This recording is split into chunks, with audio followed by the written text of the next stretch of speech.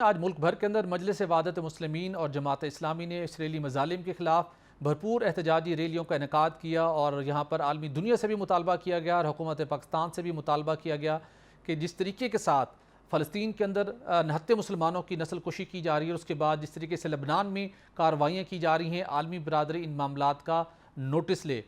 अगरचे कि कराची के अंदर कुछ नाखुशगवार इंतज़ामी की तरफ से सूरत हाल भी सामने आई, लेकिन उसके बावजूद आज बड़ी तादाद के अंदर, हम अगर ये कहें तो गलत नहीं होगा, लाखों की तादाद में पाकिस्तानी बच्चे, नौजवान, मर्द, औरतें बाहर निकले जिन्होंने इसराइली मज़ालिम के ख़िलाफ़ आवाज़ बुलंद की।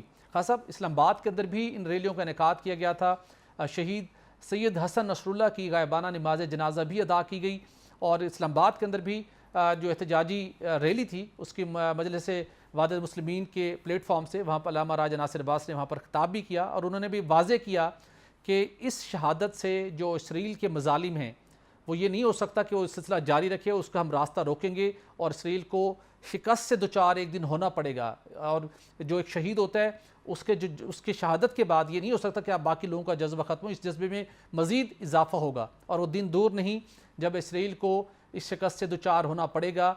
लेकिन खास अब असल जो सवाल है, मुजाहिरीन बड़ी तादाद में बाहर निकले, उम्मत मुसलमा का क्या किरदार है और कब हमें नज़र आएगा? अक़वाम आलम का तो हमें कोई किरदार सामने आता हुआ दिखाई नहीं देता, चूँकि सब लोग इसराइल को सपोर्ट कर रहे हैं।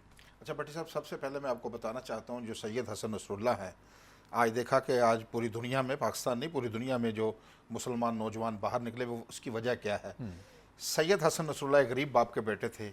उन्होंने जब आंख खोली तो फ़लस्तीन का आज़ादी का ख्वाब लेकर आंख खोली और इसी जद्दोजहद में तमाम उम्र गुजारी। अरबी का एक मकूला है, वो एक बड़े आलम दीन भी थे। मैं आपको बताऊं, सिर्फ एक जहादी तहरीक के सरखेल नहीं थे, एक बहुत बड़े आलम दीन भी थे।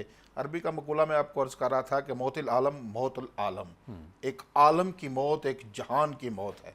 तो मैं समझता हूँ कि मुसलमान जो भट्टी साहब, आपको इल्म में है ये सारी बात कि शहादत का जज्बा लेकर पैदा होता है, वो तो इस बात पर खुश फ़ख्र करते हैं मुसलमान, शहादत पर मुसलमान, ये कुफ़ार को नहीं, ये बात उनके इल्म में नहीं है कि मुसलमान तो चाहता है कि मुझे शहादत की मंजिल में पा जाऊँ। ये दुआएं करते हैं अपने सजदों में, तहज्जुद में दुआएं करते हैं कि खुदा मुझे शहादत की मौत दे।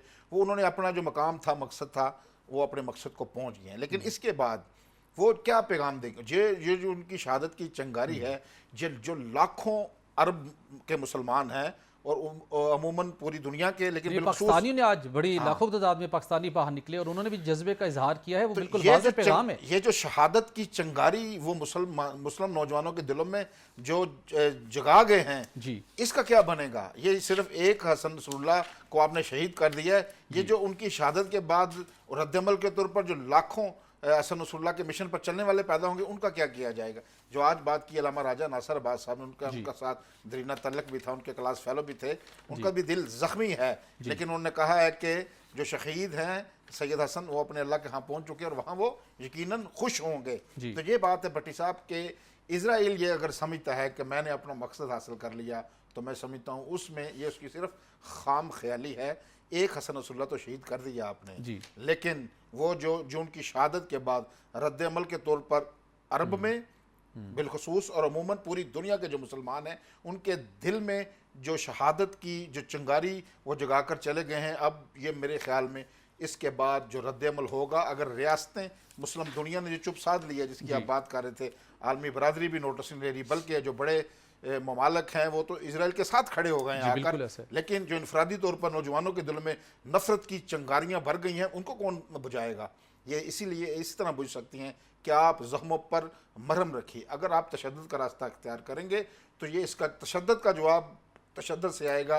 ये ना भूलें कि इससे कोई हमें फूल पेश करेगा। बिल्कुल ऐसा है, बिल्कुल तशद्दुद का जवाब तशद्दुद से आएगा। और अगर दुनिया को मशरिक़ वुस्ता समेत पूरी दुनिया का अमन अजीज़ है तो उनको चाहिए कि इस मौके के ऊपर मिल बैठ कर बात करें और इसराइली मज़ालिम का जो सिलसिला है वो फौरी तौर पर रुकना चाहिए। बसूरत दीगर जो आगे से अब इसका जवाब आएगा वो डेफिनेटली इंतहाई ख़तरनाक हो सकता है और किसी एक जमात के सरबराह को शहीद करके बाकी मुसलमानों का, ये बाकी शरीक उन जमात के कारकुनों के जज्बे को आप किसी सूरत ख़त्म नहीं कर सकते।